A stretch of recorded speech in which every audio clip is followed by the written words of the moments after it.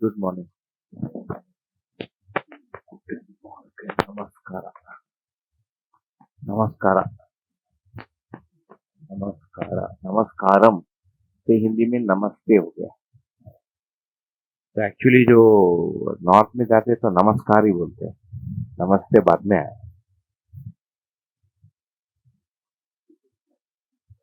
नमस्कार sure, we're 20 minutes late today, but so as you can see, existence is not running away anywhere. It's कल भी ऐसे था, आज भी ऐसे ही है, परसों भी ऐसे ही रहेगा. So we can also see that our sometimes preoccupation and sometimes obsession with time is actually a material experience that the man has with the body. That's where time comes in, because the world, material changes, right, at the level of cause and effect are subject to time. So as human beings, we kind of inhabit these three layers of living. One layer is when we are interacting via the body, via the man and the body and the senses with the external world, where there are people and things to be done, because that really follows time. Then there is the level of our imagination and intellect, where time kind of seems to flow, but not at the speed at which it is flowing outside. And then when you look at the spiritual dimension of our knowing, uh, time stands still. There is no time. It's just timeless. So, yeah. So all three are needed. If we, so that's the thing, that what we're talking about, it's called coexistentialism. It's not materialism, where we will do uh, things the way we think it should be done. It's not idealism, where we are trying to follow some kind of ideal image of correct living. Often when we get idealistic, I think we end up getting constipated, because we're not able to be ourselves. There is this ideal that I have to continuously live up to. I have to be on time. I should always be smiling. I should be like the ideal human who, I don't know, doesn't care for the body, doesn't care for his clothes. This is idealism, Adarshwad. And when we get too idealistic, it's good to be little idealistic, because otherwise we'll go haywire till we are able to make it part of our swabhava. But otherwise, there is a tendency to sometimes get constipated. As in, we're 20 minutes late to the workshop, so I get worked up, and this minute we should have been on time. But you're not a bullet train, yeah. Finally, it's okay.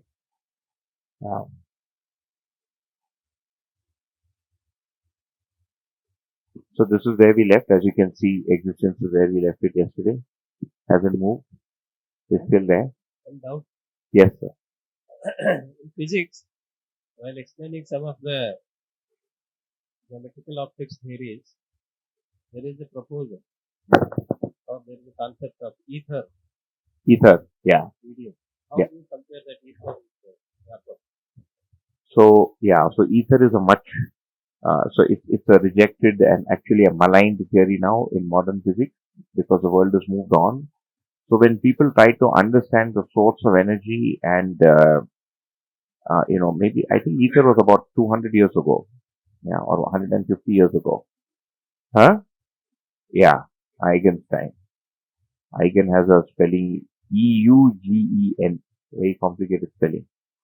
Uh, so there it was postulated. Now I don't recollect what they really wrote about ether, but the fundamental difference that really comes to my mind is that there is no ripple in void. The shunya uh, is not a field. There is no ripple.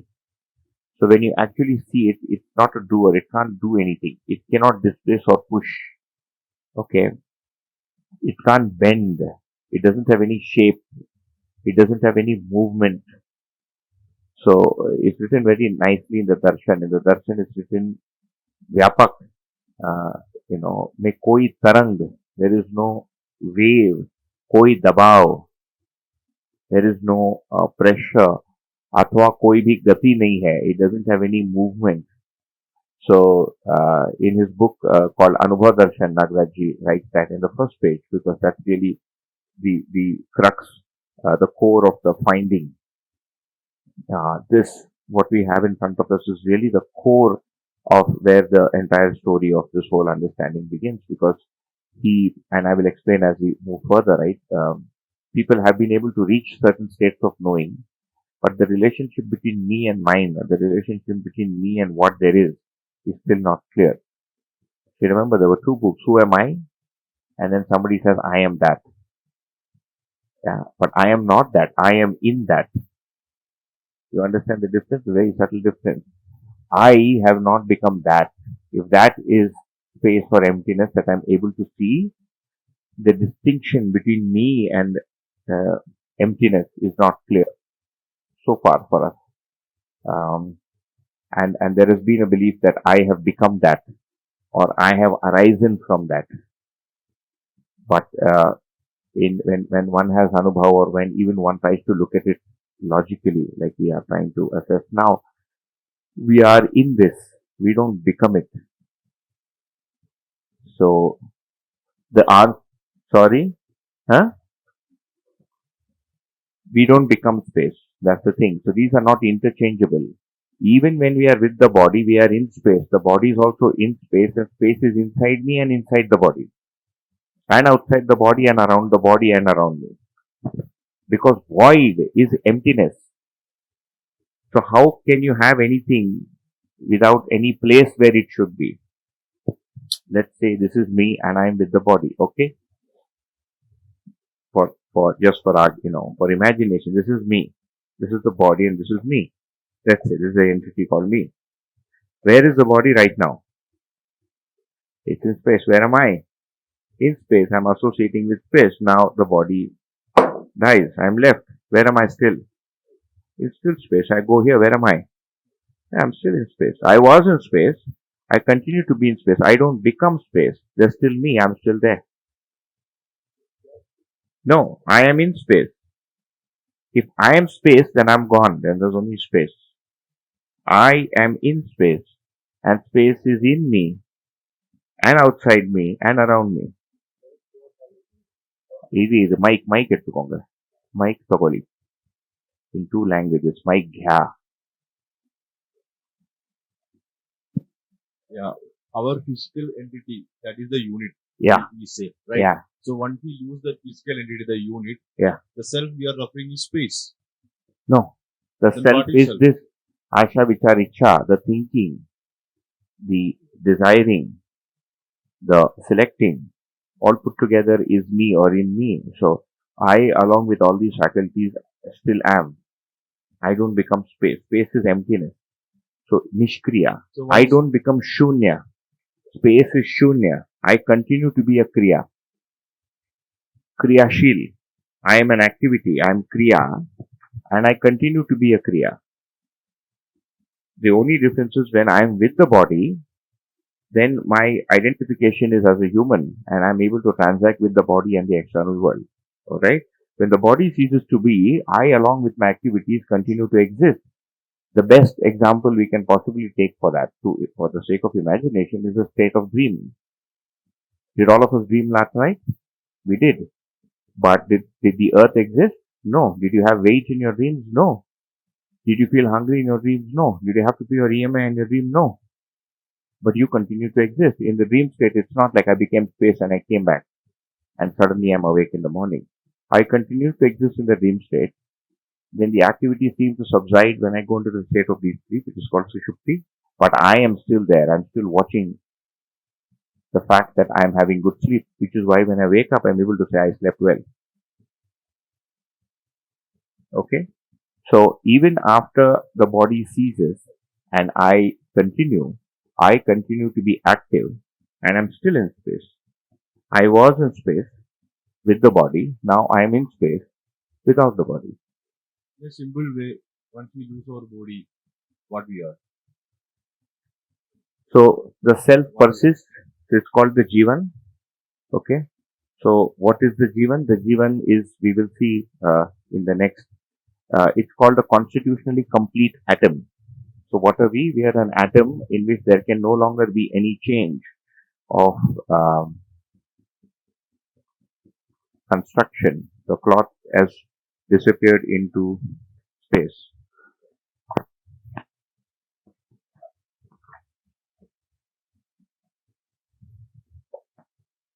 So the body is made up. So that is one of the fundamental findings in this darshan. It's called Anusandhan or discovery in coexistential thought or coexistential philosophy is really the answer to who am I? Okay. And where am I? So I equal to self equal to set of 10 activities in 5 orbits or planes is equal to inseparable, weightless,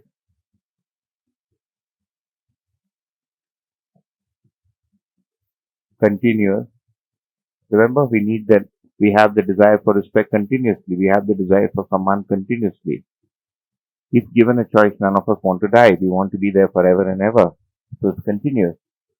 The needs are continuous in time. Remember that exercise from 2 days ago? And is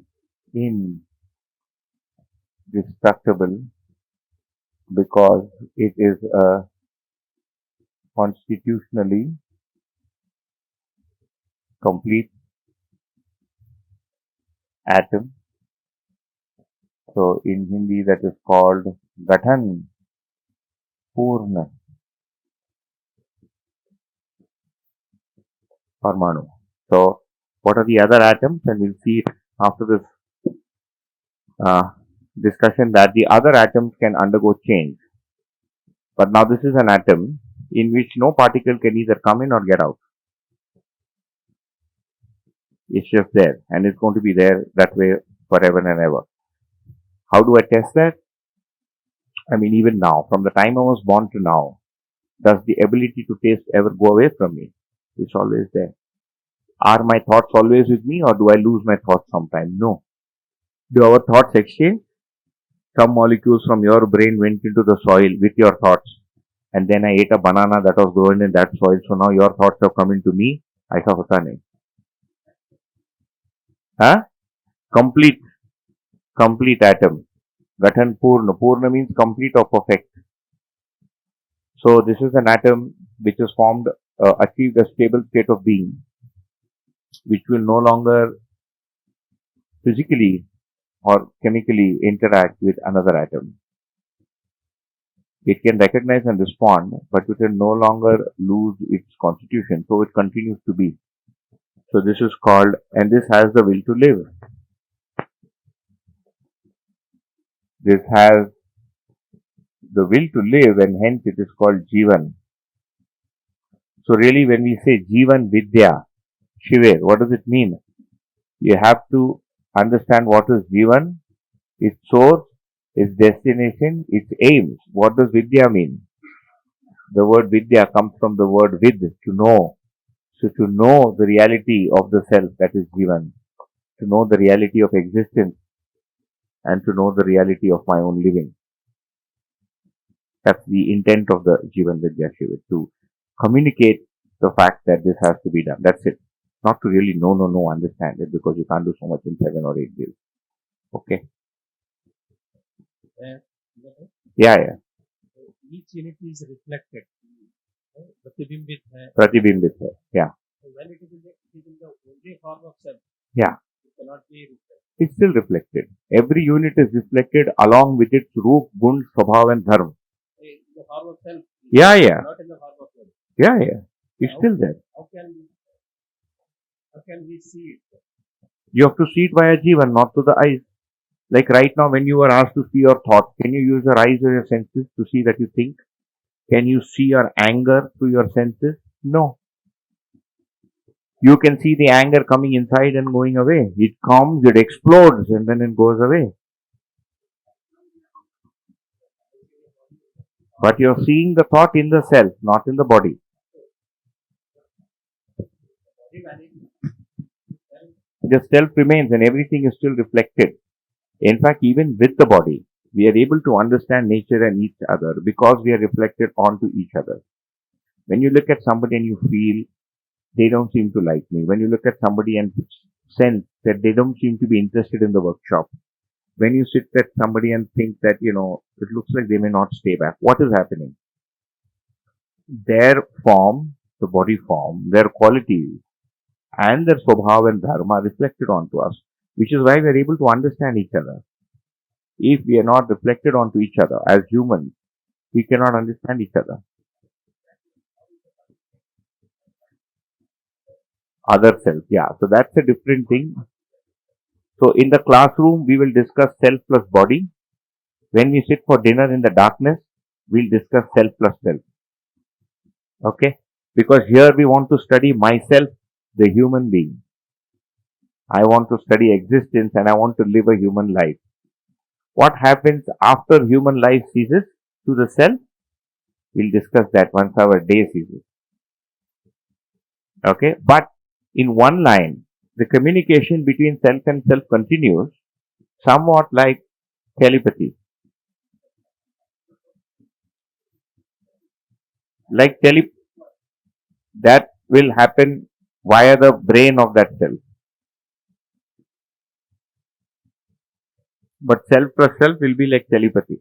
See, it's like something like not just deja vu, but sometimes it used to happen earlier when we had those big phones at home. We had a red phone that had a nice big handle, like a heavy phone. Right?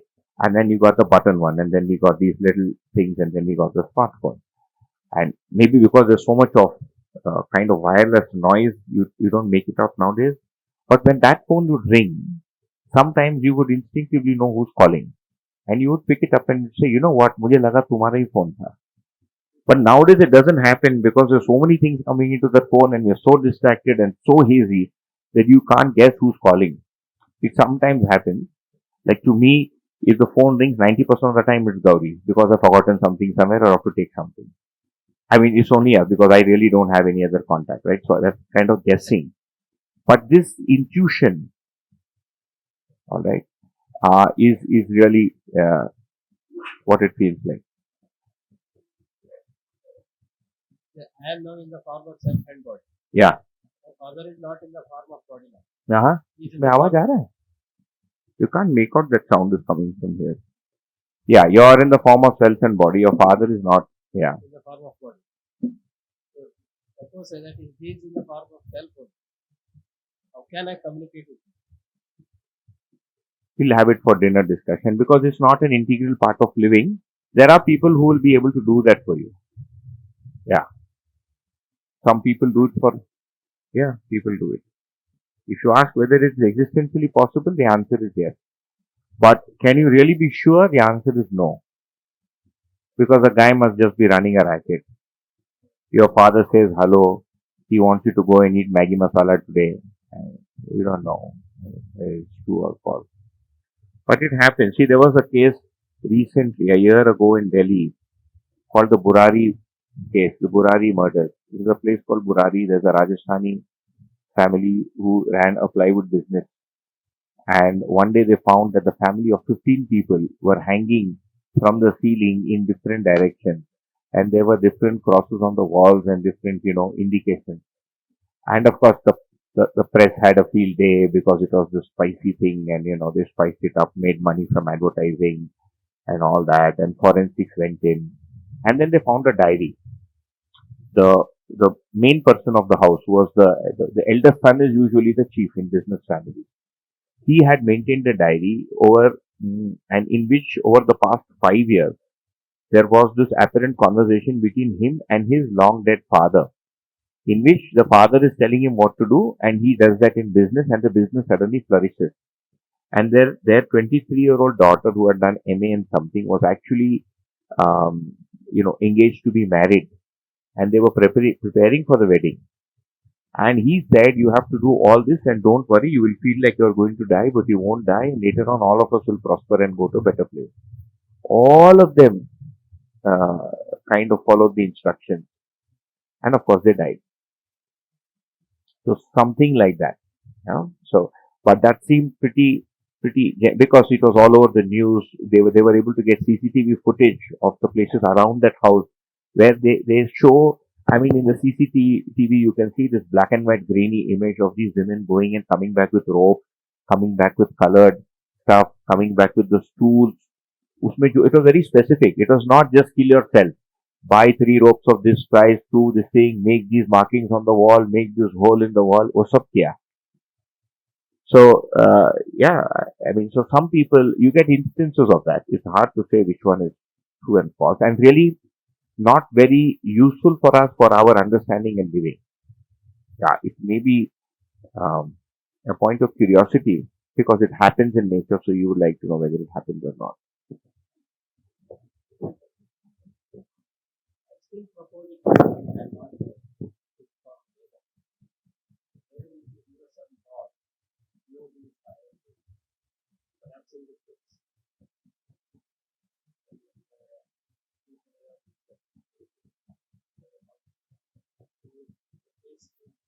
That's the theory of black holes. That if you have a black hole, and if you have a planet or any galaxy, the black hole will follow that galaxy. So it's called, In that case, no, it doesn't match. they are taken what I see not predicted. Will be observed and Yeah, but when they say observation, they're not, you can't really, so the indication, so we'll have to leave that aside. we are getting practical evidences of that. So that's why I've been showing 3 columns from day one. There's materialism, there is spiritualism, and there's coexistential thought.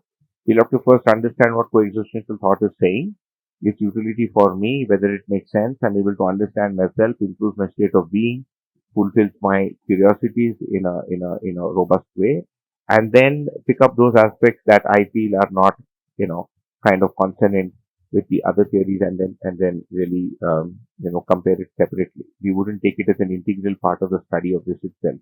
Yeah, but that definitely can be a point of discussion because what really is a black hole? Is it vyapak?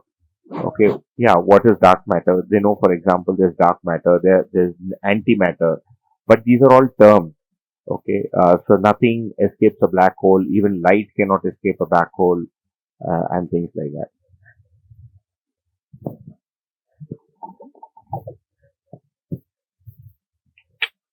Wait, so the proof that there is a black hole, we'll have to get into that. I mean,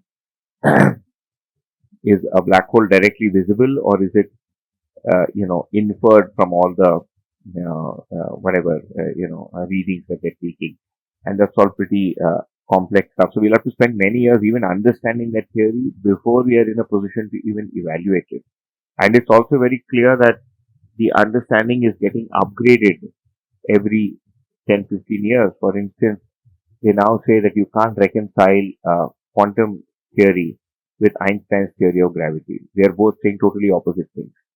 And so Einstein's theory is true for large celestial bodies because when you use that, you're able to predict the motions there. And quantum theory works well when you're trying to understand atomic structure. But they're also admitting, scientists that you cannot have a different theory for the microcosm and a different theory for the macrocosm. It has to be the same theory. So as far as scientific progress in that is concerned, it's still going. We can leave that there. But sitting here and now, if we were to just imagine void and activity, okay, that's where we were. It's with a little bit of reflection, just paying attention to it, we are able to see that one cannot come out from that, the other one. So if you really see some of the inferences, the first one is existence is in ever active presence, or existence is, there's no in there, is ever active presence. Okay, what does that mean? That's called Nitya Vartaman. It means that this is the way it always was, this is the way it always will be. And any change and creation, destruction we perceive really is the movement or transformations we are seeing there. Okay, when we are saying a galaxy is being born and it is dying, matter is not being born. Okay, it's the transformation. There are 3 PowerPoints open and this thing is slowly becoming old. it's a French machine running on Windows. You still can't make laptops that don't hang. I mean, the ones that don't hang are very expensive.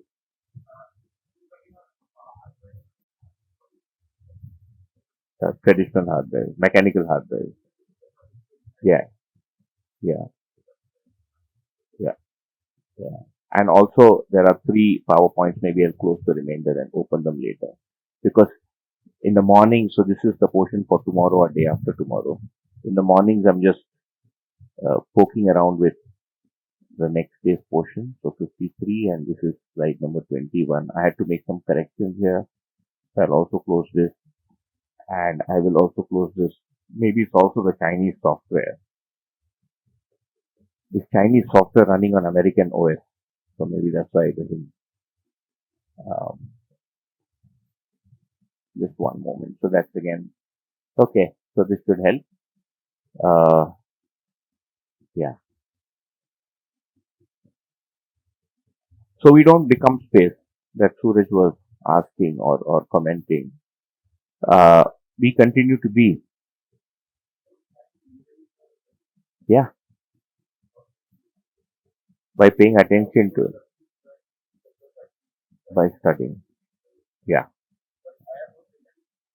So you understood the theory. So when you're saying you understood the theory, what that basically means is I am able to get a small glimpse of it. It gets a small sensation of it, right? So when we said, do I think, or when you say that there is analysis, and at the root of analysis there is a drishti, it could either be likes or it could be profit.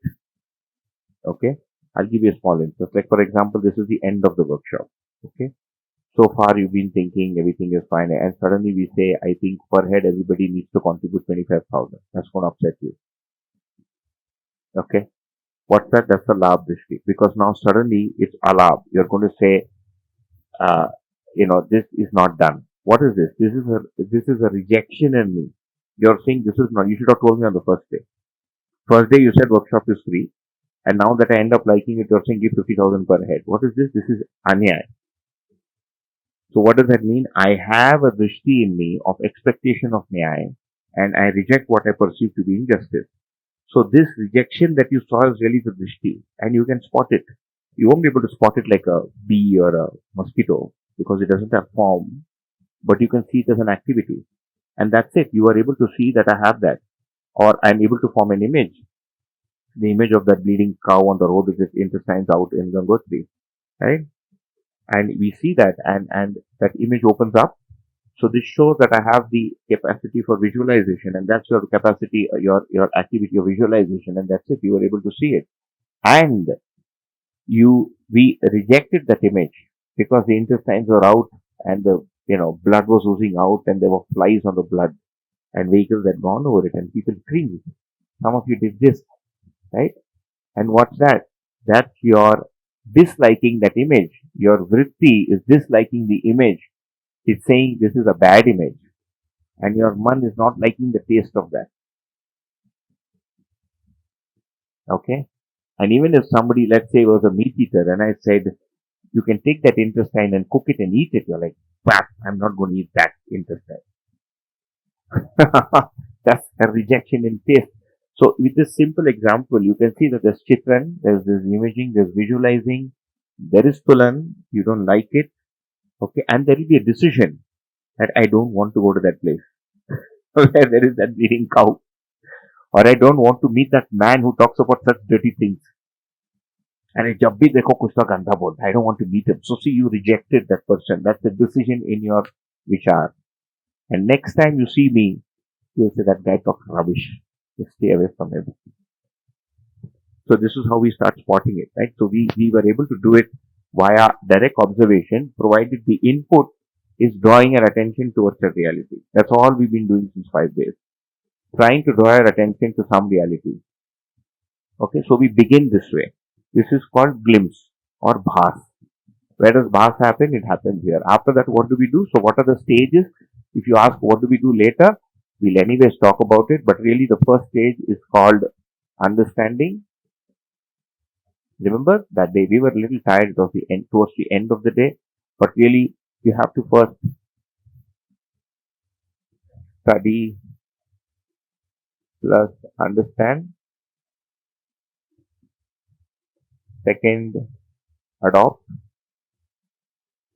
or concentrate. This is called manan or meditation. Start concentrating. That's what I try to do now. In theory, I know all of this, and I can do it without a PowerPoint too. Yeah? But am I able to become like that? Am I being generous? That's what I try and do now. Do I have cunningness left in me still? Okay. Do I have anger? Under what circumstance? So on and so forth. So that's the second step. And the third step is to start having direct perception.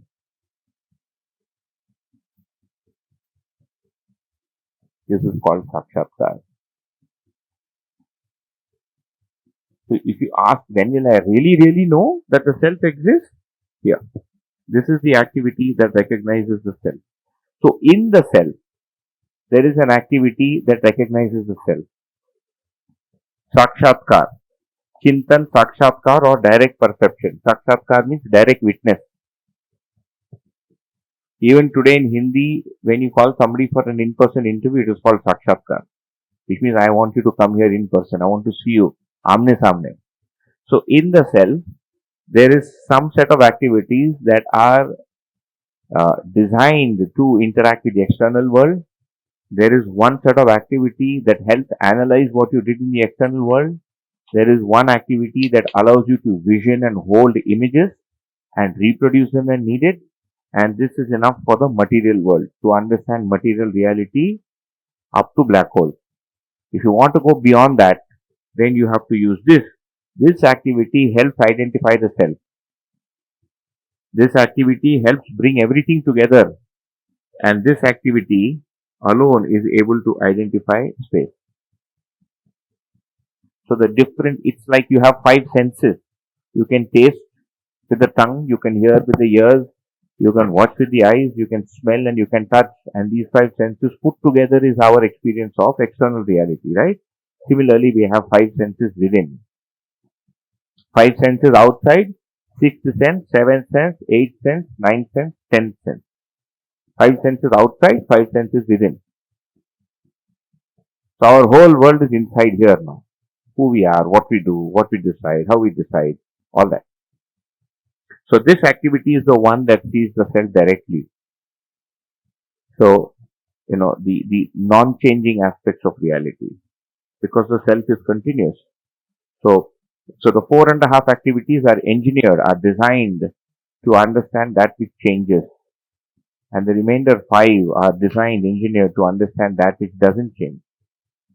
So the answer to who am I is I am a set of 10 activities which are inseparable from each other.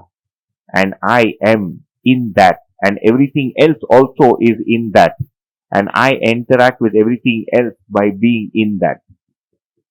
That's the answer to those 2 books. The answer is not I am not the body, I am not this, I am not this, I am not this, I am not this, I am not this, I am space. That is spirituality. Okay?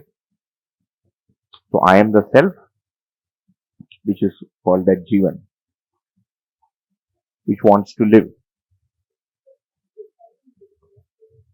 Witnessing का मतलब सीधे आमने सामने देखना. जैसे somebody describes to me, for instance, like when we came to prior to coming to the workshop, alright, somebody calls you and says, okay, there is this workshop, I think you should go. You would ask what is there in it and they'd give you a brief description. So you get some vague idea, ठीक है, कुछ तो 7 days, some happiness, prosperity, they're going to say something. Then you say, okay, send me some more information, and you send you a single poster. You say money, relationship, self, or ठीक है, seems interesting, lot of people, Ramana Maharishi has already spoken about it, Vivekananda also talked, ये कौन होता है बोलने के लिए. He said, you have some more information, he sends you a website. Okay, so now you have 45 slides, you have some videos. So what's really happening? My estimation of what's going to happen in that workshop is slowly increasing. Okay? And then when you cross that boundary and you started taking a right turn into this place, you're wondering, where am I coming? Where is the gate? And then you come in and you see the people. So what's really happening is the estimation is slowly increasing. Yeah, there's a glimpse. And then the first day we come and then we see this room and there is a board and there is this guy with whatever, newly bought khadi clothes from Dharwad and the camera, and he begins in English and you feel okay, padha likha hoga. So what's really happening? Our estimate is increasing. But now in the 10 days, you have experienced the workshop, right? And now you will be in a position to describe it to somebody else. So this is witnessing directly. But what if we witness the workshop? Similarly, to be directly able to witness the self. Witness का मतलब देखना, समझना, आमने सामने देखना, not imagination में देखना. When somebody goes to Paris and comes back and describes it, no matter how well they describe it, it is still a description. And then when you start coming closer to Paris and the plane is about to land and then you see the Eiffel Tower, oh, so that is the Eiffel Tower that everybody was talking about, that I saw in the picture. And then you put your foot down and then you said, oh, so there is this also in Paris and that also. And that's the actual experience. But that is for the material reality. Similarly for conscious reality. So right now what's happening is, oh, so I think and it's to the left and it's to the right and oh, I do some analysis. But one day you will see that I do analysis directly. Yeah.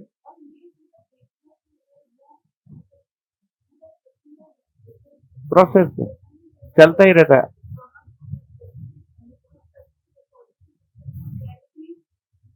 Increase होती जाएगी और जो पहले का जो estimation है वो confirm होते जाएगा. With us, what's happening is somebody who's already done Anubhav, who's already done both, is telling us what it is. And when we listen to it from where we are, it seems to make sense. If it doesn't make sense, then we object, saying, no, but black hole theory says this, and string theory says this, and Swami Vivekananda said that. And then we deal with that. Those are the questions that come up in the workshop, which we've had hardly any of, by the way, and which nobody protested anything. Which is okay, we saved some time. Because the final end point of all the protesting is you'll get an answer. So, I did that. I asked more than 80 questions during my first workshop. Yeah. Okay, so that's Sakshatkar, witnessing. You have written that self. That mic is not working. Sound baratta. Okay, it's working. That self is constitutionally complete atom. Yeah. And when we imagine body, human body, Yeah.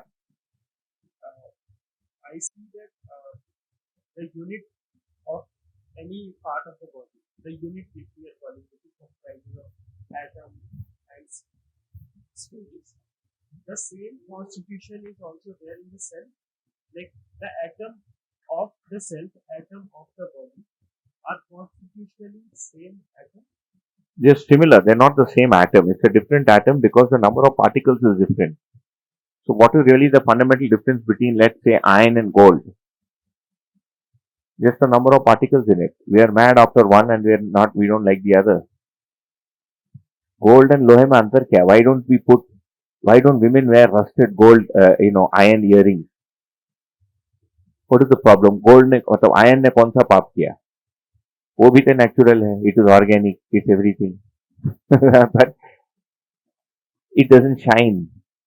Yeah, and what really gives gold its shine, its properties, and also that it's rare, which is why it's expensive. If there was a gold hill in every district, we would stop buying and selling gold. Nobody would want it because it's anywhere there. What will you do keeping it? It will be like the stone, like this granite stone that you see everywhere. It's everywhere, like Karapa stone. We'll be walking on gold stone. The difference really between iron and gold is just the atomic structure. Not the structure. The structure is similar, but just the number of particles in it.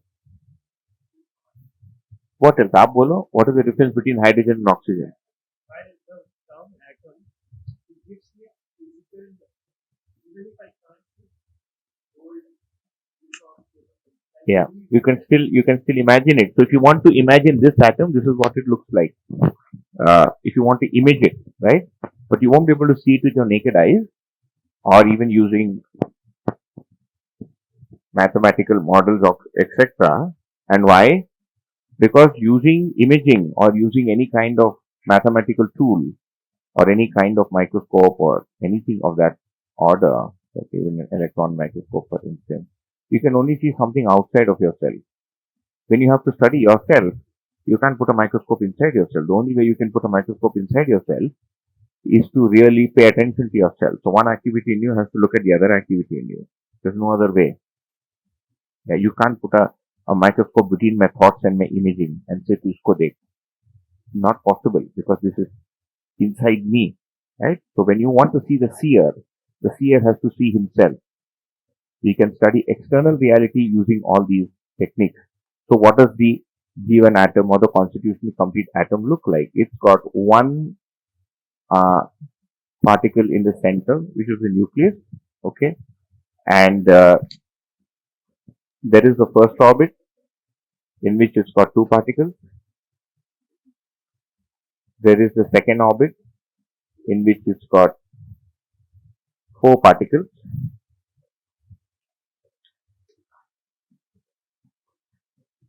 And then there is a third orbit.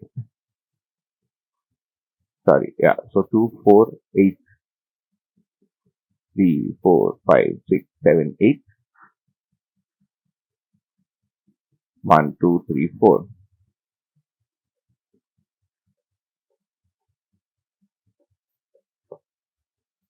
So this is the central particle. This is what the atom looks like. This outside one with 16, I didn't drop 16, 1, 2, 3, 4, 5, 6, 7, 8, 9, 10, 11, 12, 13, 14, 15, 16, 17, 18, 19, 20, 21, 22, 23, 24, 25, 26, 27, 28, 29, 30, 31, 32.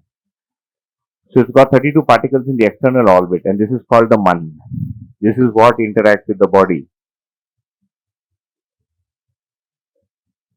Okay.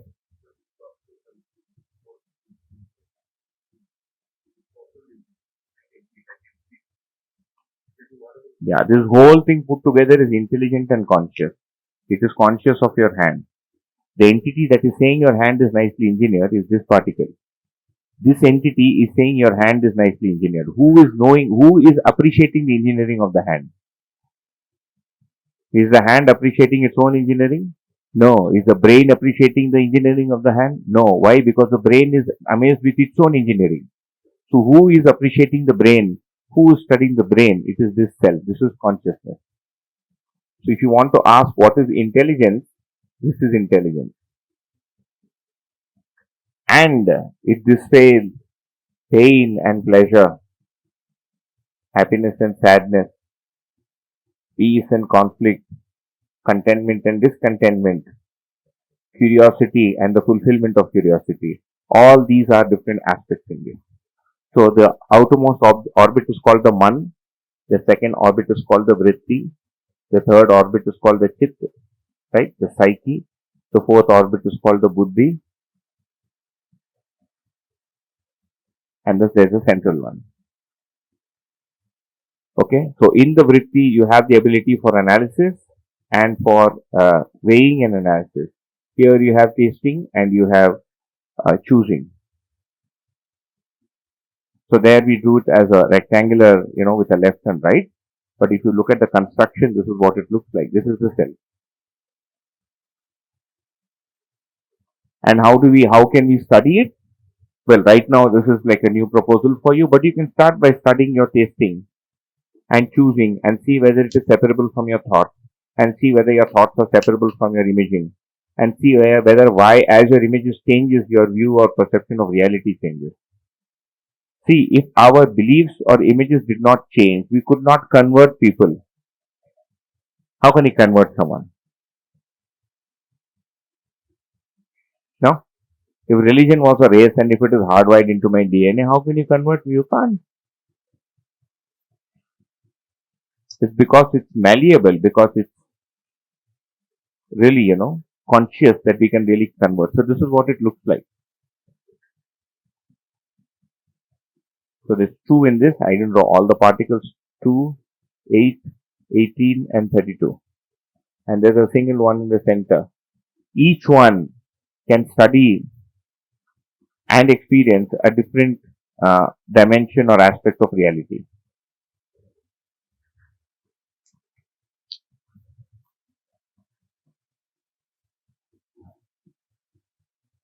So we take photographs of ourselves, right? This is what we actually look like. We are actually photographing the body which we didn't make.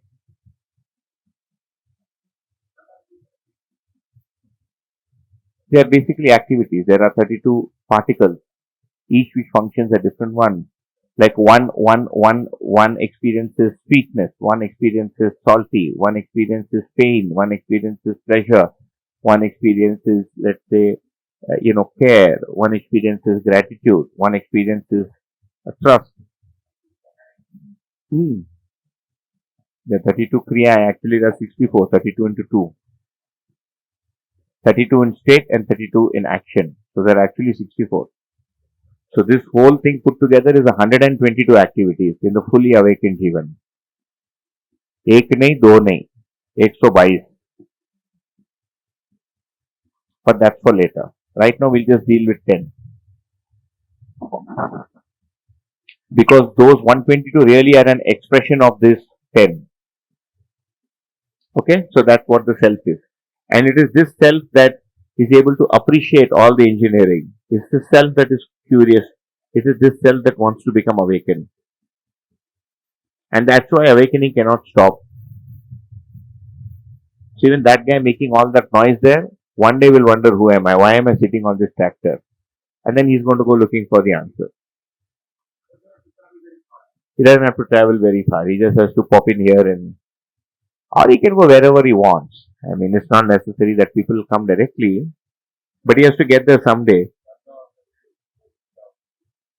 Why am I sitting on this tractor? So who am I? And then he'll find a lot of helpful people who try to give him answers. You are the mirror of God. You are the son of God. You are the daughter of God. आप कुछ कह रहे थे? हाँ.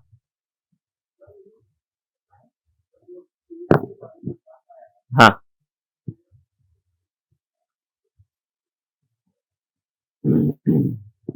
Hello. तो उसमें clear हो जाता है कि अब जो भी है भगवान को हम मान रहे, जितने भी, जैसे कि मैं जैन हूँ, महावीर है और हमारे शीतलनाथ है, कोई भी राम है, हनुमान है, और जितने भी देवियां है, हाँ एक तो फिर ये सब क्या है जो इतना हम आस्था इसको पकड़ के बैठे थे, तो फिर ये क्या है?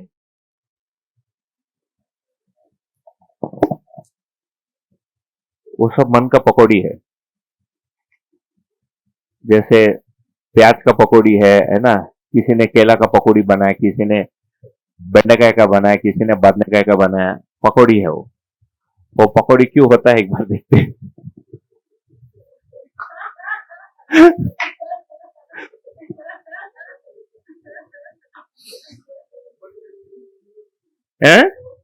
Then some of them are human beings.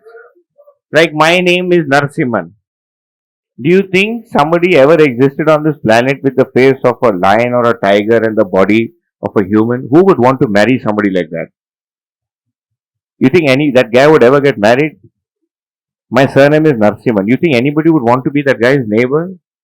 He has the head of a lion, and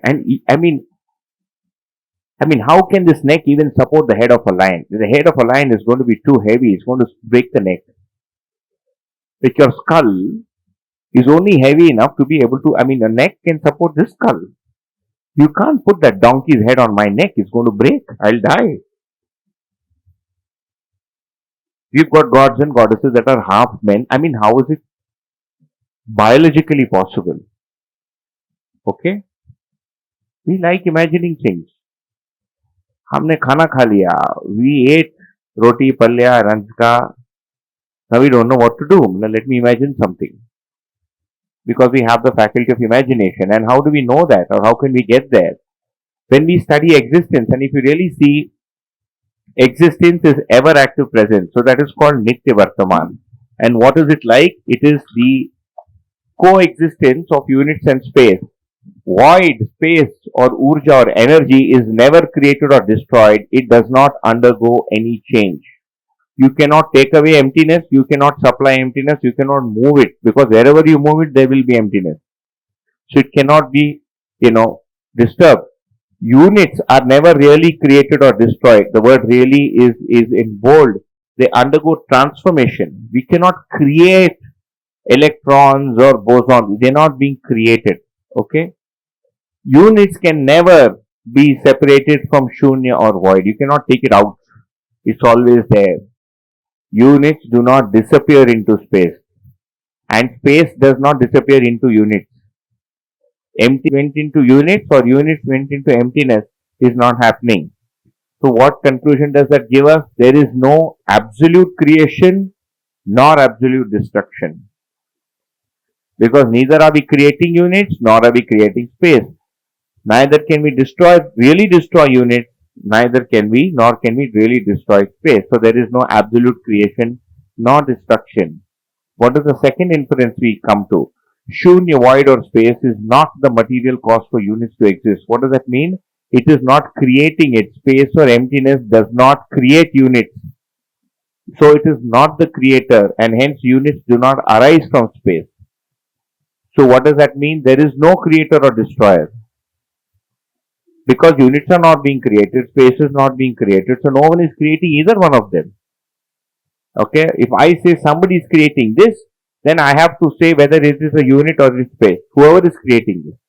If it is space, it can't do anything. If it is a unit, okay, then it is also, then I will have to ask who created this unit, the sabse bada unit with the elephant head. Somebody created that, right? So this is where the story starts. So there is no creator or destroyer. We also see that shunya or void is not the controller or director. It is not directing anything in existence. Units are self-organized and the organization is in space. Hence, we can arrive at the inference that there is no controller, director or sustainer. There's nobody managing the show. There's nobody telling the earth how much to spin. There is nobody making the earth spin a little slower every year, which is why we have leap years. Yeah. There is no, nobody really managing the moon and nobody managing the trees and the plants and the forest here. We also see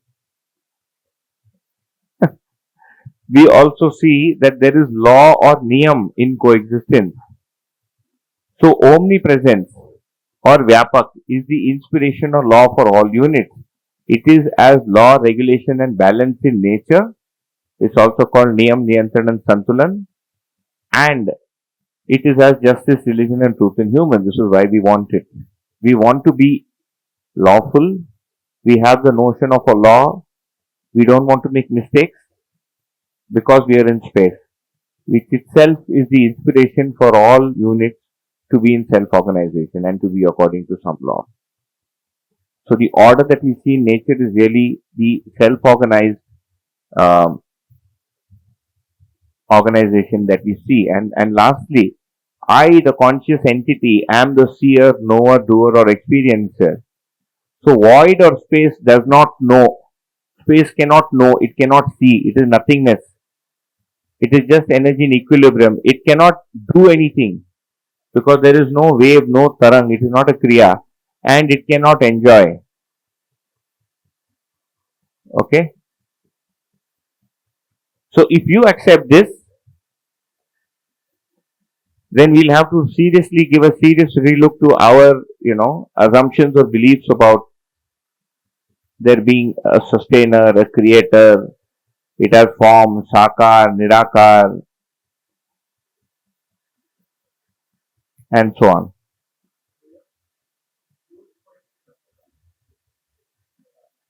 There is law in coexistence. So from where does the neemness of the neem tree come from? Who got the earth to be a nice sphere? Who is spinning the earth? Who is getting the water to move from a higher level to a lower level? Nobody. It's happening on its own. And this law or niyam is available because that entity is in space. So space is the inspiration for every entity to be according to law or in law.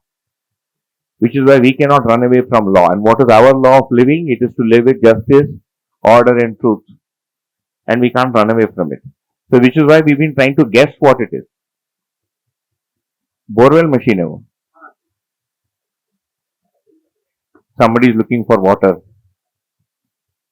You can also think that people can't run away from justice, order, and truth. Even now, we cannot run away from it. You cannot run away from the justice of your family. You cannot run away from the justice of society. You cannot run away from the justice of the constitution. I can't come into your house and say, I feel like taking this, the law will catch me. I cannot break the order that society has set. I can't even break the signal and get away with it, get caught.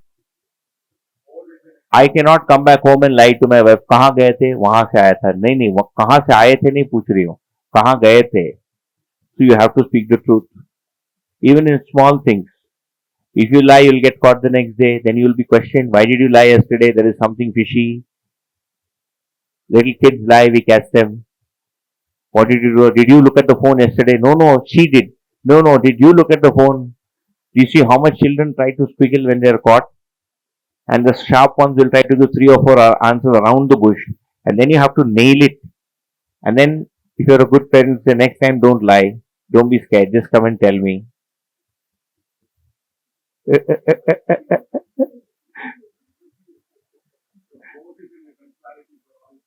Yeah.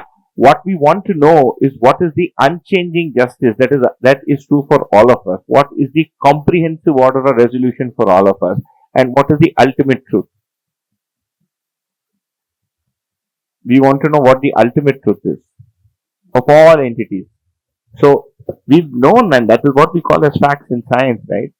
We know the behavior of water now. We know how aeroplanes fly. These are all parts of truth.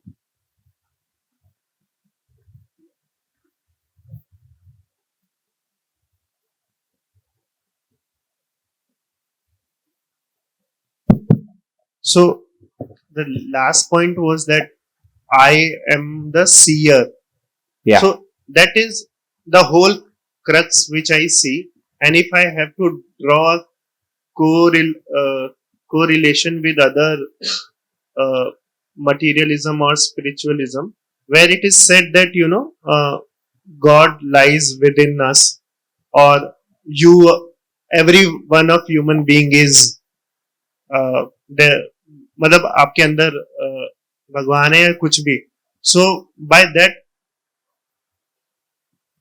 Yeah, go on. I'm listening. what I am understanding is whatever they are trying to say, the crux is that the ultimate truth is the seer or the self, or I mean there is nothing beyond I or the self. Yeah.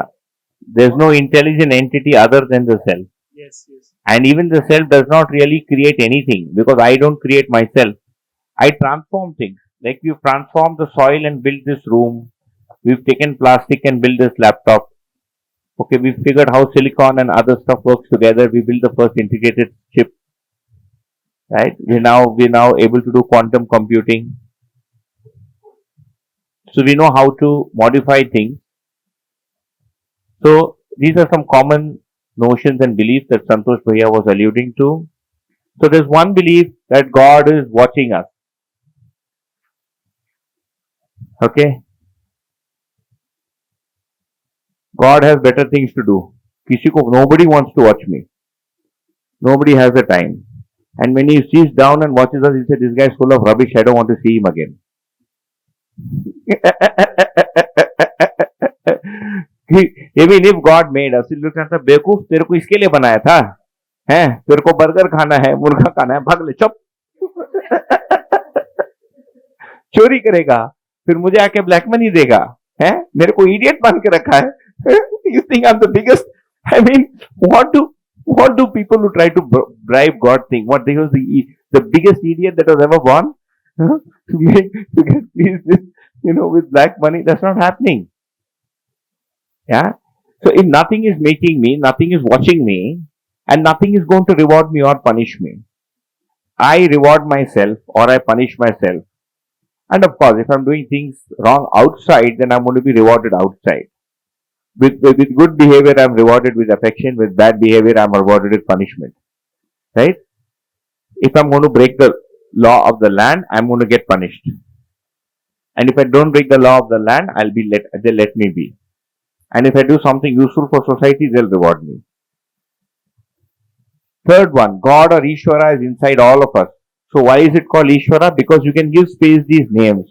You can call space Ishvara because units are as grandeur. So because the grandeur is in space, space can be called Ishwar. So Ishwar is a name. And if you see, is there space inside us? Is there void or emptiness inside us? There is. And it's not going to do anything. Okay? And hence we can say that there is God inside all of us, but it is not going to do anything. We are actually walking in Ishwar. We are building our toilets in Ishwar. Where else will you build the toilet? It has to be in space. We have built our jails in Ishwar. Our slaughterhouses are in Ishwar.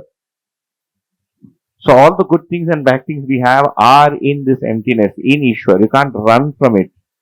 Well, no matter where we go, I'm going to find that emptiness. So good or bad are things inside me. Yeah. So there is God, Ishvara in every particle. So in Hindi, they say, kan kan mein Bhagwan. So the word Bhagwan needs to be relooked at. If God is an entity that is not sentient but is doing something, then there is nothing like that. So then where does that leave us? What are our gods? So gods are attempts by people to understand the fundamental cause of everything. And different people at different points in time in different geographies in the world gave different imaginations for it, and we are all fighting over it. And there is only one God, and his name is, there can be 5 names. Now we are not fighting over the fact that there was one God or not, we are fighting over his name. Because there are 3 Abrahamic religions that they believe there is one God, but they have different names, so they are fighting over the names. And these 3 put together are fighting over the other people who believe there are many gods, who are themselves inside fighting over which name is the bigger one. Barabar, na? If you come to India, there is a constant fight over which is the bigger Devi, which is the bigger Devata, who is the bigger God. They tell me that my paternal grandfather in the village, when he wanted to go to the field, he would take a half-kilometer detour. You know why? Because if he went straight, there was a Shiva temple in the middle. And he didn't want to see the Shiva temple. Because Shiva doesn't exist. Only Vishnu exists. तो वो घूम के जाते थे आधा kilometre. There is a city called Kanchipuram. All the women would know it. Saris, silk saris. Yeah? And so there is the Kanchipuram temple is a beautiful town. It has 1,000 temples.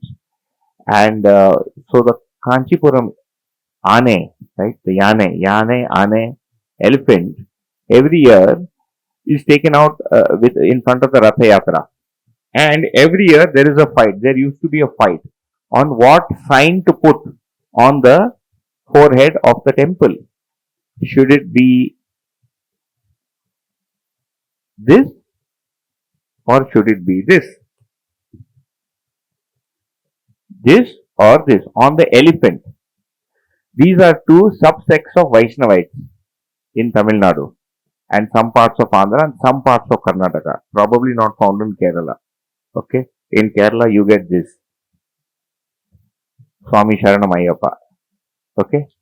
Now, so every year, these 2 subsects of a Vaishnavite, community there would fight. You think the elephant cares what sign it has on its forehead? No. These idiots would lie down in front of the, elephant and not allow it to pass. So if you put this, these people would fight. If you put this, these people would fight. So it finally went to the High Court. In the High Court, a non-Vaishnavite judge passed the judgment that the elephant should have this on odd ears and this on even ears.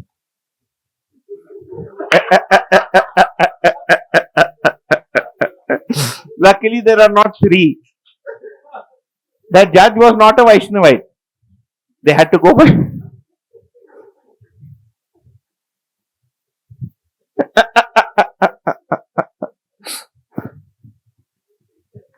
This came, I know this because I was told this when I was young. My father said argument हो रहा है.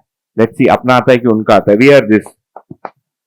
So my father was hoping this would win. I said, gaya 50-50. Draw. It didn't work out, so sorry. Belief. So what happens is, why humans, why are we not able to see our nonsense as nonsense?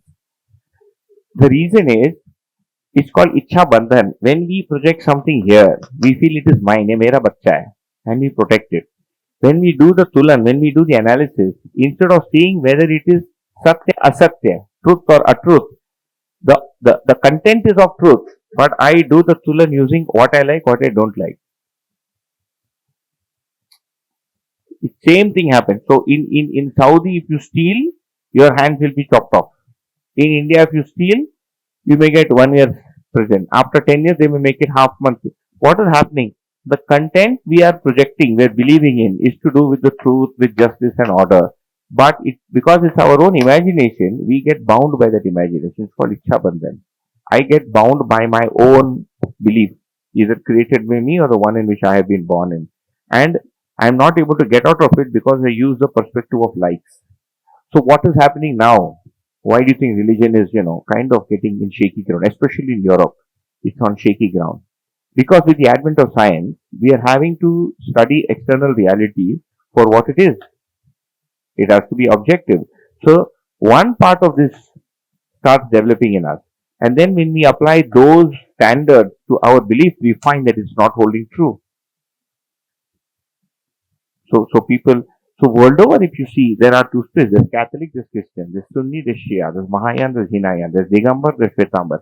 Everybody has two. So God is in every particle. Kan mein Ishwar hai. All right, but not the one that has form. So the other belief is gods have gender. There are male gods and female gods in India, and they have form. All right.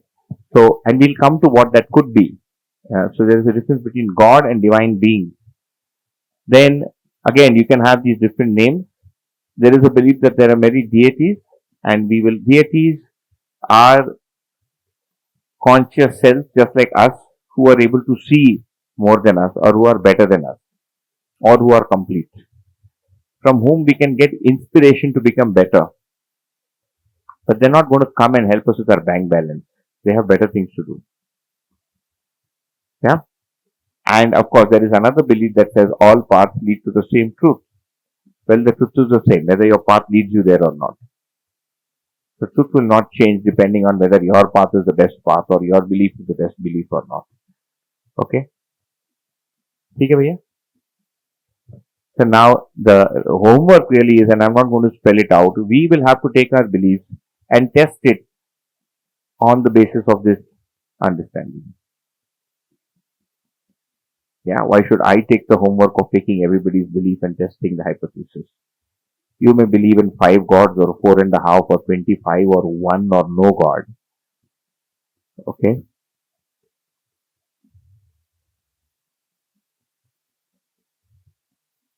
Can you imagine how much conflict in the world can be avoided if people understand this much? How much of war, how much of gunpowder, how much of pollution, how much of travel can be avoided? We're going all the way somewhere up. Yeah. Huh? Because why are we that dumb? Because we are the activities in us are evolving, and that's where we want to go. The activities in us, that's how nature made us. Okay, slightly busy chart, but slightly or very busy, not much. It's just like over 15 boxes. Yeah, we'll get through it quickly.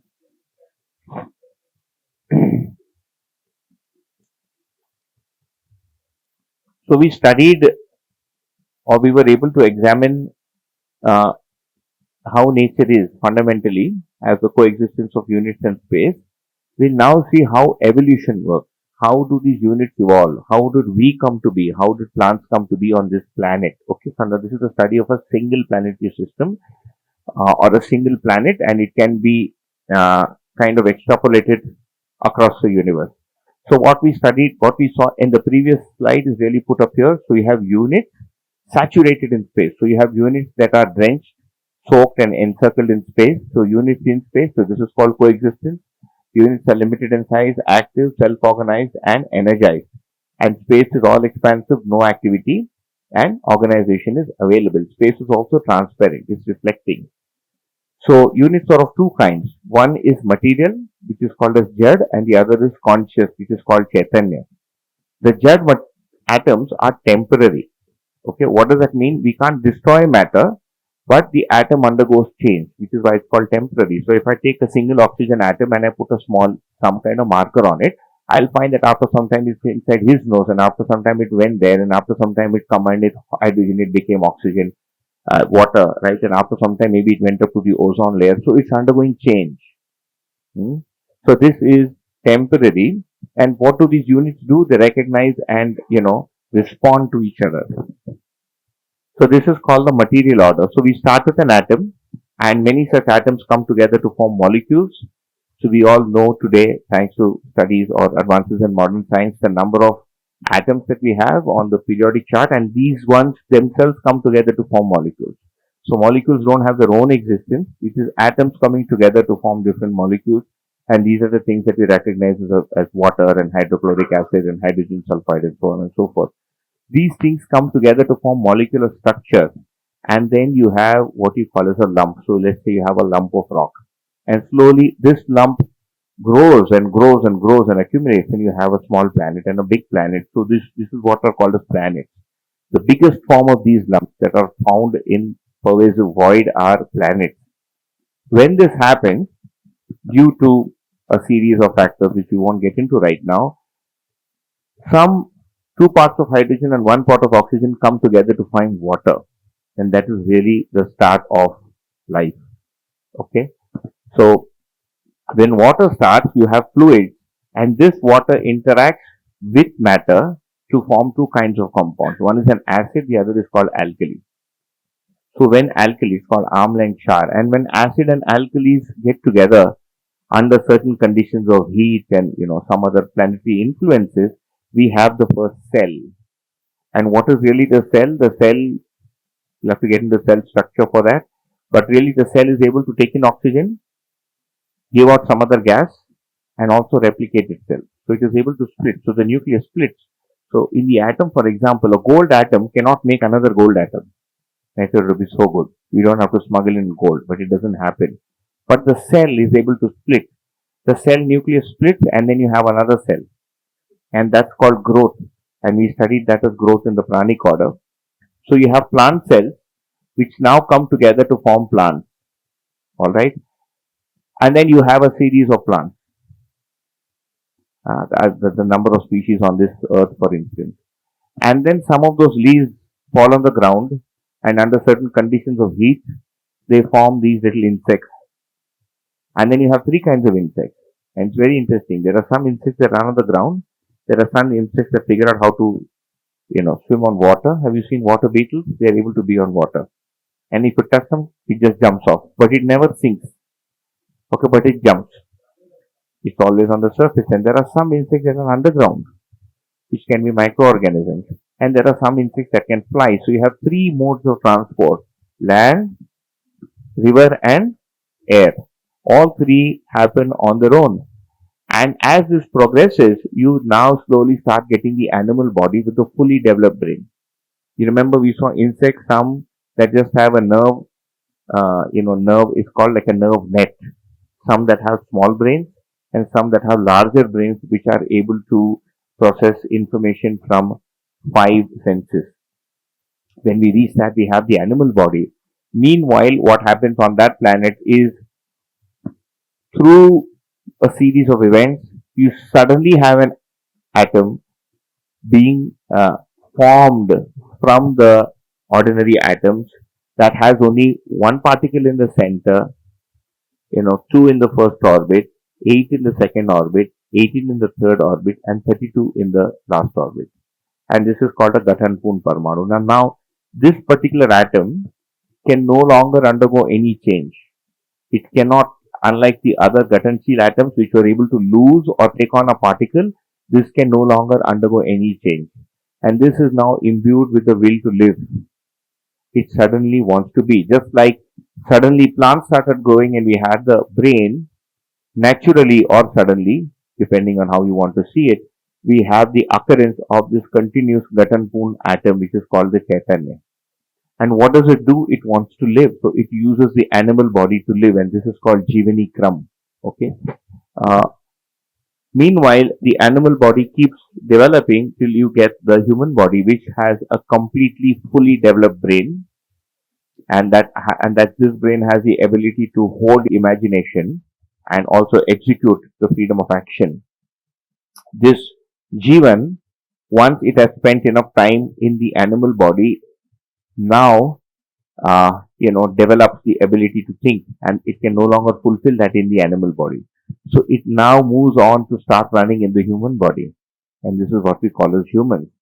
Humans then start using their faculties one by one. So firstly, we learn how to survive. Then we learn how to process and think. How can I survive in a better way?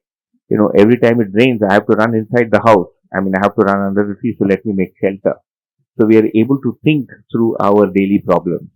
Okay. When it rains, I don't have enough food. So let me figure out how to store food with salt. And starting there, we've reached vacuum bags and, deep freeze refrigerators and things like that. So it's really all the development that we see in humans so far, even in the material dimension, are because of the progressive improvement or awakening in the faculties in the self, in the 4.5 activities that we spoke of. At some point in time, this fellow now feels, pet to bhar gaya, my stomach is full, everything is okay, but life is still not complete. Why did I get here? How can I be better? How can I be peaceful?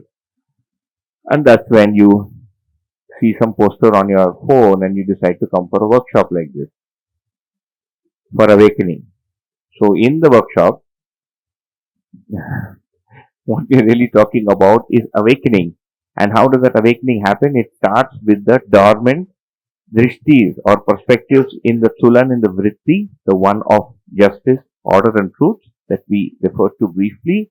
And we use that to understand all of this. Okay? And when that happens, cyclical, I'll come to that. It's cyclic. When that happens, we are fully awakened to what? To the reality of all this. And that is the ultimate awakening. And what is the ultimate awakening? To understand that units are submerged in space and units undergo this development. So who am I? I am a conscious unit. Where did I come from? I am a product of existence. Who made me? Nobody. I became. Did anybody ask me before making me? No. Why? Because I was not there before I was made. How will they ask me? If I was not there before I am made, how can you ask me? So I just pop up, and now too bad. Okay? Before I was there, what was I? There was no I. So this is called coexistence, Sah Astitva. This is called Vikas Kram, development progression in the atom, and Rakshana Kram. Okay, there is an improvement in the complexity of the bodies. This is called Vikas or development, the occurrence of the conscious atom from material atom. Okay, this is called Jivani Kram.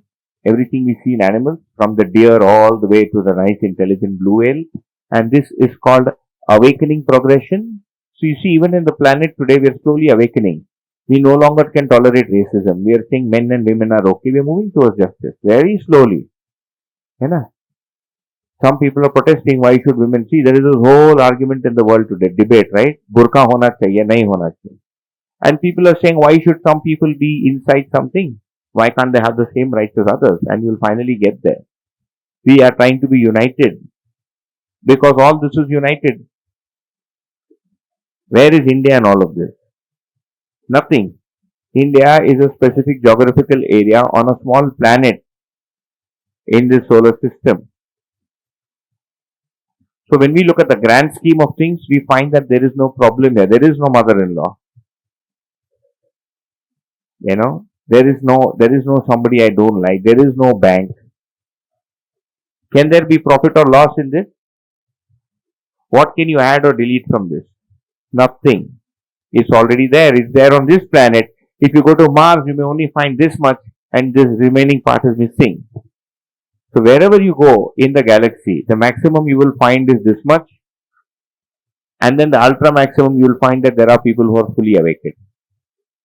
Okay, so it is these 5 principles of coexistence, development, progression, development, awakening, progression, and awakening that we are able to identify using our faculty of Sakshatkar, because it is continuous. Okay, so we have started our conversation with mostly one-way conversation. The conversation has to be two-way, but I've been doing most of the talking. With understanding myself, and via myself I understand the fundamentals of existence. We study the 4 natures, the fact that they have Roop, Gun, Swabhav, Dharma. Then we try to understand where did all this come from, and we find out it didn't come from anywhere, it was always there. So how did it evolve? And this is the story of evolution. So you see, really in all of existence, the only thing left to be done is to become awakened to all this. And that is the purpose of education. To awaken spiritually to all this, to understand all this intellectually, to understand how to interact with another human behaviorally, and to understand how to work with all this materially. 4 dimensions. Yaad hai? So spiritual plus intellectual, okay, behavioral, me plus every other self, every other human in family, society, and me plus all of nature. That is work. These are the 4 dimensions we started with.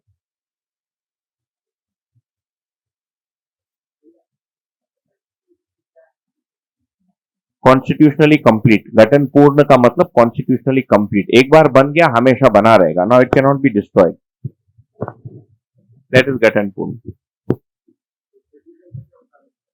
Cyclical का मतलब है basically deform. So there is rachana and virachana. Okay, so there is really growth and there is decay. What we see in plants. So if you take the plant order, for instance, where are plant cells formed from? They're formed from the soil. So the plant basically takes potassium, it takes nitrogen, it does nitrogen fixation itself, and it uses those molecules and those atoms and those elements to form new cells.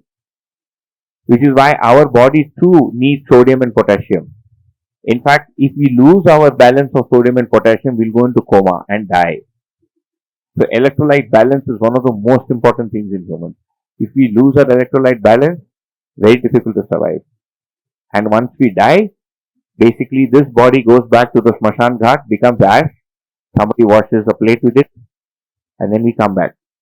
So we don't die. So what happens? I am born where? Inside the womb of the human body. And the human body itself is made of cells, similar to the pranic order. So the body goes back. So for the first 5.5 months in the mother's womb, the child really is a bunch of cells. So when you go and check your, at about the 10th or what is it, the 10th, 8th or 9th week, they will say there is a fetus, but it's basically just a bunch of cells. Then I think the 12th week they say there is a heartbeat, but actually just a beat. It's basically the pulsation. The heart is still not formed. And then you can see, and it's fascinating because nowadays is all this ultrasonography, so you can go every 20 days or a month. And then you see there is a head, and then you see there is a neck, and there is the fingers. And then one day it starts moving.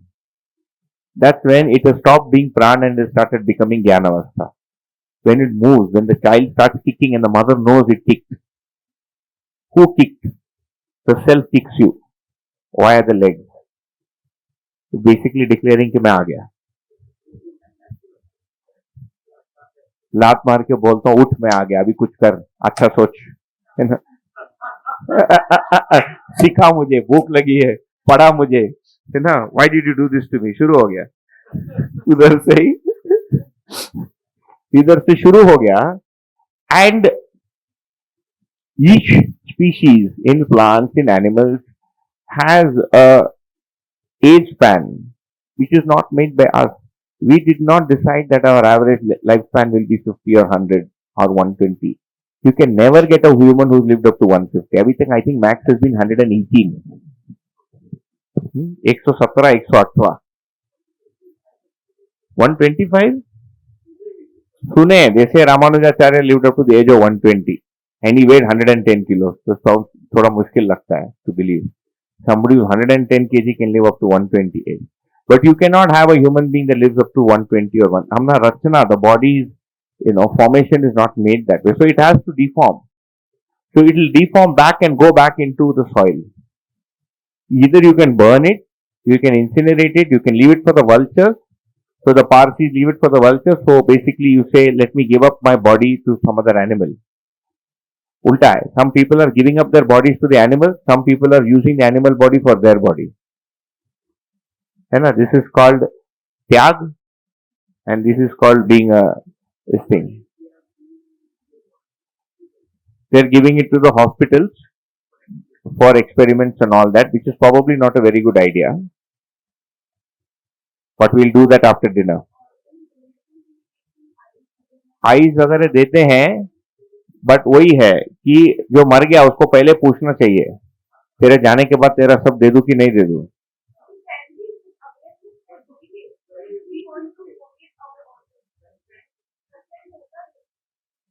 Family नहीं, उस आदमी को.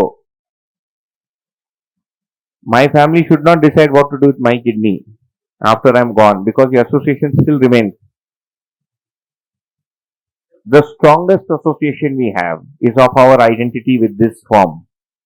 Can you imagine yourself looking like anything else? With the same thoughts, the same intelligence, same bank balance, but your body has changed. Can the males imagine themselves to have a female body? एक second करके देखो, नहीं स्वीकार होता है. It is the strongest. This is called tadakar. The strongest thing, that is actual tadakar, is that strong. You can't imagine yourself as anything else. Okay?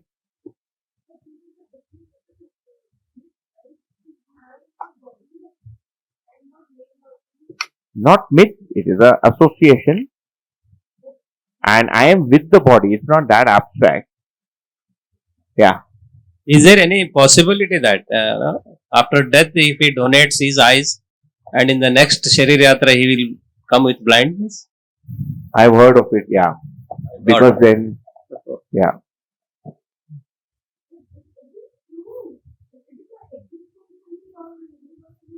Not universally true. It may be true for that person.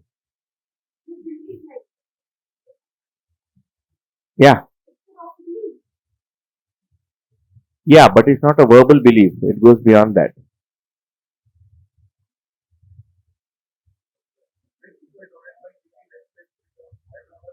No. You will still have your kidney. That example was only for. Yeah, because to be able to see other than the eyes, you also should have the acceptance of wanting to see.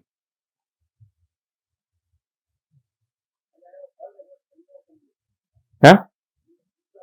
Hamza, yeah. वही तो 150 भी होगा तो 200 तो नहीं होगा ना. It's like a coconut tree. Maybe it lasts 20 years. Some may last 20 years. It's just like a tortoise.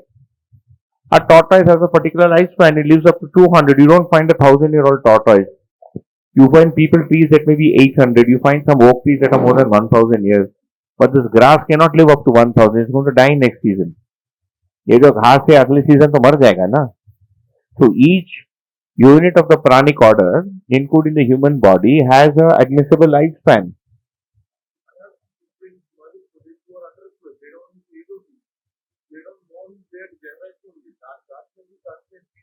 Yeah, they are 100.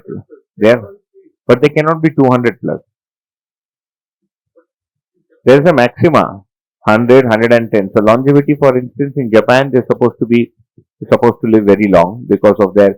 And then people try to understand and researchers, yeah, because then they would try to study their life habits and their food habits and things like that. Nutrition has a role to play. The life expectancy in India has increased significantly after the British left. So we are living longer world over, including in this country. So I think we've hit 72. The average life expectancy in the United States is still more than the average life expectancy in India. अभी भी ज़्यादा है. हमारे से ज़्यादा जीते हैं overall because of access to better nutrition, access to better health care, And I would believe that for if you take Indian cities, for instance, uh, I have a feeling that we'll probably start losing some life expectancy there because you're only eating all the time. There's no external work because we have servants and labor is so cheap and there are so many people around that they can help you with something. Whereas if you're overseas, then you have to do at least some things on your own. And also, I mean, a very cursory glance seems to indicate that Westerners or Europeans are more in tune with exercising or the need to exercise as part of a daily routine. Indians में कम है, very less. Dharwad पेड़ा, ठाकुर पेड़ा, मैसूर पाक, रसगुल्ला, रसमलाई बहुत मुश्किल है, रोज खा रहे हैं. We'll buy some Thakur peda before we go. It was nice. Last time I'd taken both, and then we found that the Thakur is better than the Dharwad, the Mishra. The Mishra is too sugary. The Thakur is nicer. यहाँ का नहीं, UP का original है, यहाँ आ गया. दोनों उधर ही के हैं. धारवाड़ पेड़ा was brought here by some Mishra ji from UP, Mathura. So this is really so along with the previous slide, this has three discoveries, fundamental discoveries that this darshan is proposing for humans and for humankind.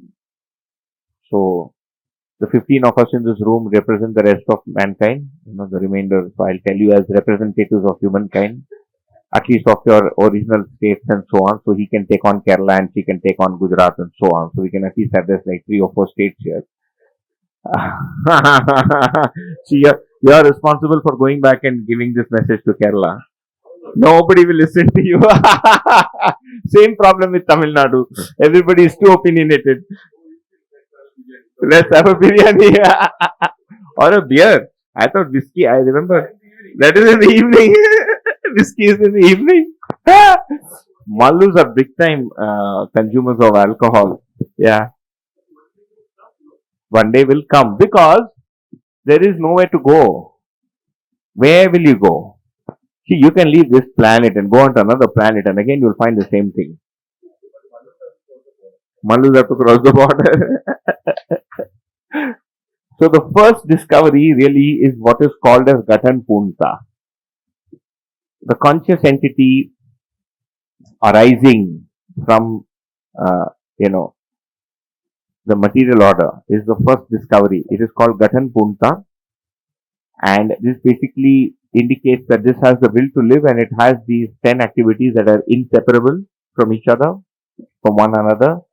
The second discovery is called Kriya Punta, wherein all the activities in this self, or let me put it this way, that one activity of the self is not hidden from the other activity of the self. That is called awakening or Kriya Punta. For instance, my own imaging is not hidden from my thought and vice versa, or my own understanding is not hidden from my own imaging. And the third is called Acharan Punta, which is really all the activities in the self functioning the way they were supposed to, or they are supposed to. So these three aspects are the fundamental discoveries in this darshan, which is Gatan Punta, Kriya Punta, and Acharan Punta. Okay, and if you can see the 5 principles on the next slide, these are the 5 principles. Very simple. That's all of existence in 5 lines. Yeah.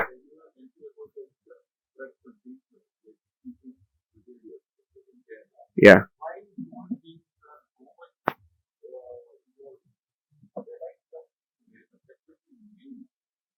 Males, yeah. Because of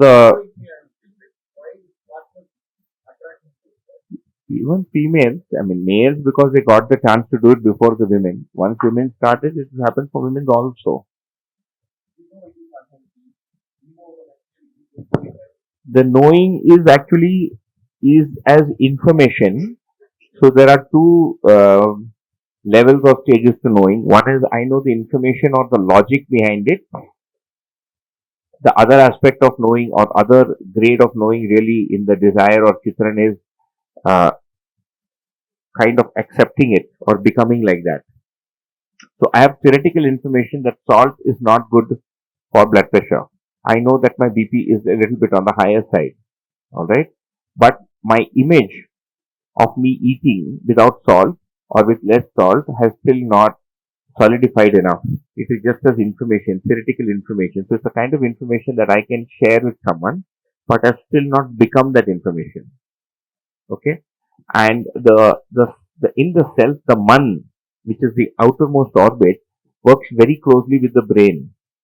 And so the intoxications that you get are really food, fear, sleep, and coitus. Some people are intoxicated with sleep. They love sleeping. I mean, given a chance, they'll go to sleep. Some people, we spoke about body count. So coitus can get very, very intoxicating. 50, 100, 120 is unthinkable, right? Food is another intoxication. So through the day, I keep thinking of food. Now, when we put in external things such as, for that matter, even coffee can be one kind of addiction, which it is. Tea, and then as you grow higher, different kinds of drinks, then drugs, ecstasy pills, and so on. They seem to make some kind of change in the brain. So it actually ends up altering the state of the brain, the natural state of the brain. So in order to feel normal, I have to again create that excited state in the brain to feel normal. So the reason that really is happening is because of the close affliction of the man with the brain. Once you start, which is why, even though I know which is why it's a good idea not to start. Because when you're not started, you're not missing it. Once you started, you cannot stay without it. So it's become a dependency to feel normal. Like even to relax. So you see, even so it's very common in the West and now in the metropolitan Indian cities that the way to relax after a hard day's work is to have a beer. Okay? But does the beer really relax the brain? You're better off spending 120 rupees on an oil massage. Because that's going to, really. But the whole scene of sitting and watching football or baseball or cricket or a movie without having to think of anything or worry about anything, that whole scene of the beer glass, it going into your stomach and raising to the brain, that entire packet I have accepted as being relaxing. So even if I don't get for a single day, I'll feel I'm not able to relax. But there are people who are relaxing without it also, obviously. So it is actually the acceptance, basically acceptance is the best word. It's called Swikriti. And the Swikriti, part of the Swikriti is because of the, the altered state in the brain. And the higher it goes, so if you go to heroin, for example, people who take ganja, I had it once accidentally, because it was a holy celebration in third year engineering, and I had gone to a friend's house to play Holi, and they said bhang ke pakode hain, and I didn't know what it was. Like I just ate up the bhang ka pakoda, and there was some buttermilk with it, and then the madness started. Right? I mean, oba! I started feeling weird. Then, and we had eaten up so much of it, and because we had played Holi the entire day, we had the bhang ka pakoda at around 4 o'clock. So one fellow in the room started laughing at 7 o'clock. And then I started laughing. Then the third fellow started. And we could not stop laughing. And my cheeks are aching and my stomach is aching. And I think I'm going to die, but I can't stop laughing. And we laughed and laughed and laughed till I felt miserable at laughing. So it's weird. It was a weird feeling because I'm feeling completely miserable inside. And outside I cannot stop laughing. It's like there were two me's and I'm not able to separate them. I remember thinking that I want to stop. Laughing was the worst thing to happen to me that day. And we have no memory of how we fell asleep. When I woke up the next day, I felt that my body had been drained of all fluids and it was so dry. I went and drank water and I felt miserable the entire next day. Of course, I couldn't go back home because I couldn't tell my mother what happened. So I basically had to give some excuse and just stay back there the entire day. I never went close to bhang after that. It was the worst experience I ever had.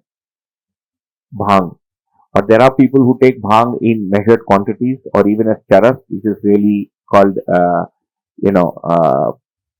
cannabis oil. which they swear by, because when you take it, it basically alters your sense of consciousness. This is different from alcohol. Alcohol is, so this alters your feeling of consciousness, so you feel more aware. And sometimes they also say that everything looks very clear and everything becomes very slow. So you feel very peaceful. But that is to do with the brain. It will not last and it will not. So this clarity that you will get, we get by making a change in the conscious self. That we get by modifying the experience of the self by modifying the brain state. It creates a dependency because it will go on reducing.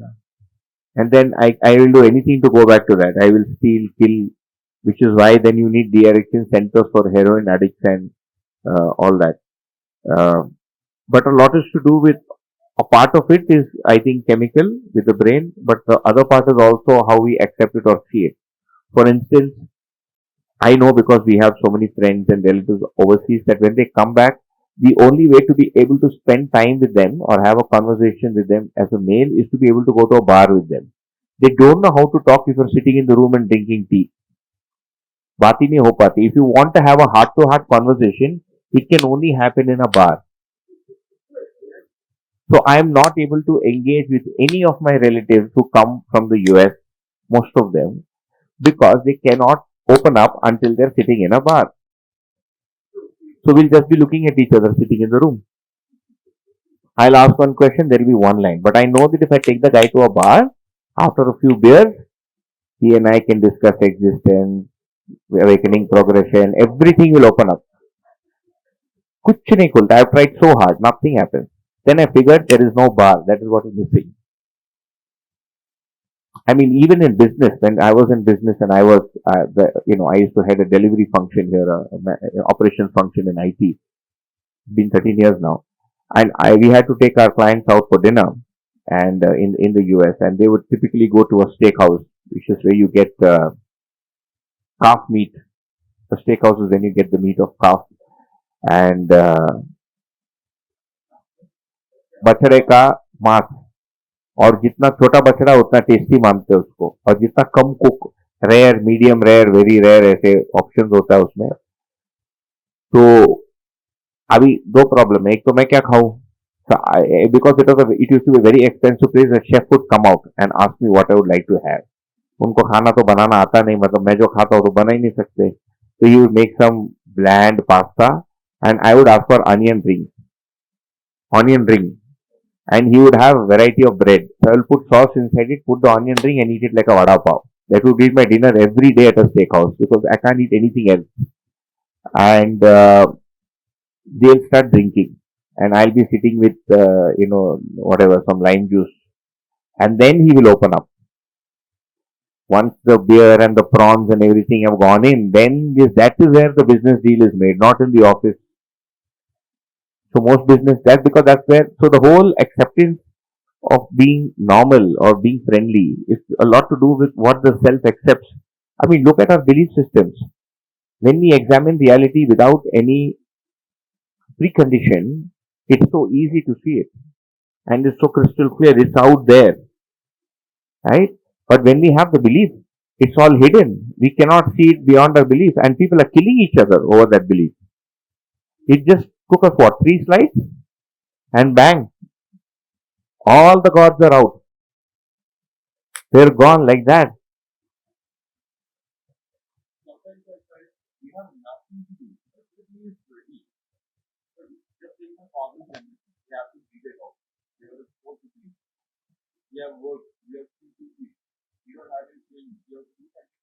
Yeah. You have everything. Nothing to do. Yeah. So instead of looking into drugs, so what happens is, if I'm not busy with work, via the senses, if I don't have work or I don't have to maintain my lifestyle, and I'm able to see only so much, then I will go back into the senses or the body. Okay? Which is why living in family or having a family is a good thing, because the kid will keep demanding something. उसको सर्दी हो जाएगी, बुखार हो जाएगा, it will have to get married, now you have to save for its wedding. So now this gives you a program. So it avoids this, but if you're alone, this is where we're going to try and find our entire, happiness. And then of course this will also kick in. So the ultimate answer to boredom is to live from here, not from here. Even idhar se bhi idhar if you are able to do, then also we won't be that bored. There's so much to learn, so much to do. I mean, even after we've done all this itself takes time. I've been at this for 12 or 13 years. तो भैया चाय break हो गया क्या? हाँ tea break हो गया। Okay. तो हाँ. ये जो मिथ टूट गया ना अभी कि बचपन से मैं सुनते आता था कि रोटी कपड़ा मकान, ये तीन, तो इस तीन के साथ एक ज्ञान भी चाहिए। ज्ञान भी चाहिए. तो रोटी कपड़ा मकान बिगिनिंग में तो जरूरी है. बिगिनिंग में तो स्ट्रगल था.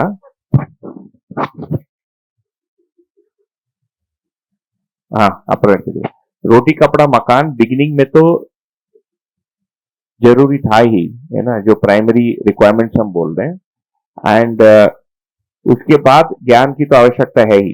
एंड वो तो इसीलिए पहले दिन से ये बात हो रही है कि हम अभी केवल मटेरियल में ही रोटी कपड़ा मकान आ रहा है. उसमें बिहेवियरल, इंटेलेक्चुअल और स्पिरिचुअल हमारा बेसिक फंडामेंटल नीड है, और वो नहीं पूरा होने से रोटी कपड़ा मकान के साथ भी क्या करना हमको स्पष्ट होता नहीं. उसकी सीमा रहती है. So we start with roti kapda makaan and then we end up being there. We don't know how to move to the rest. So there, the behavioral aspect will also have to move in, and then the intellectual, and then the spiritual, in whatever order.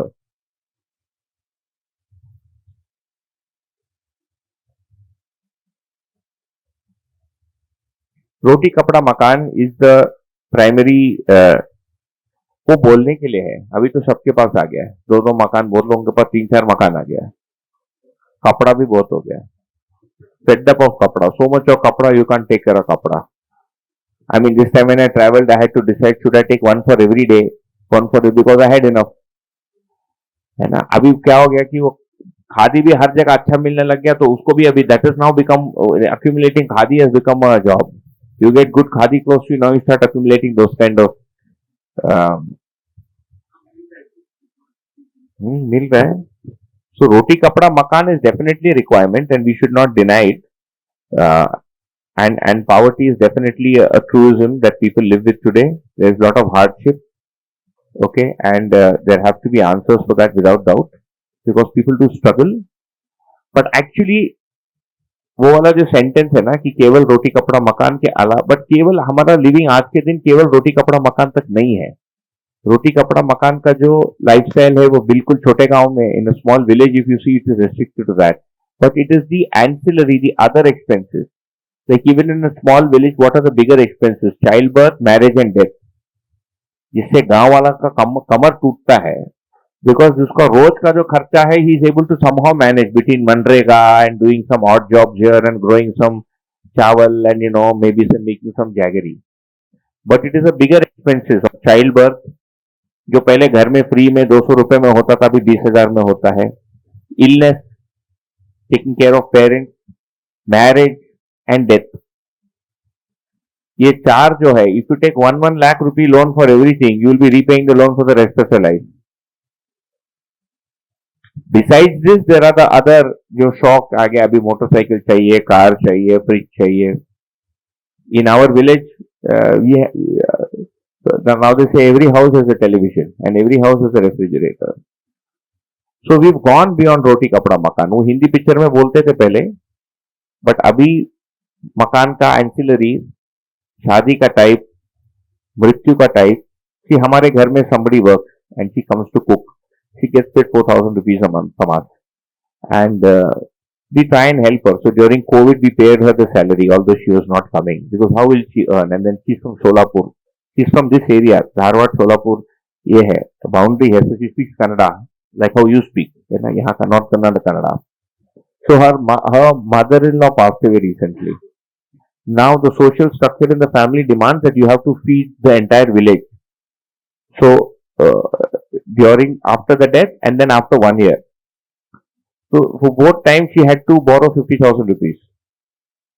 When she's earning 4,000 a month, and she has a 1 lakh loan, how is she going to fulfill that? Acha, because she is with us and we gave her the money, and of course it's interest free. So we cut 500 rupees a month to reach 1 lakh. Kitna din lagega? So if I calculate, basically we'll get half the money back. By the time she finishes giving it, the money would have lost half its value. If she had taken the same money from a money lender, you know what you would know the terms are for money lenders. Easily people are angry with money lenders. I mean social scientists also. You will have to keep paying 2,000 rupees every month till you give back 50,000 rupees in one shot. So you could have paid back 2 lakh rupees and still have 50,000 rupees outstanding, because you cannot accumulate 50,000 in one shot. They end up paying 36% in interest, sometimes 42% interest.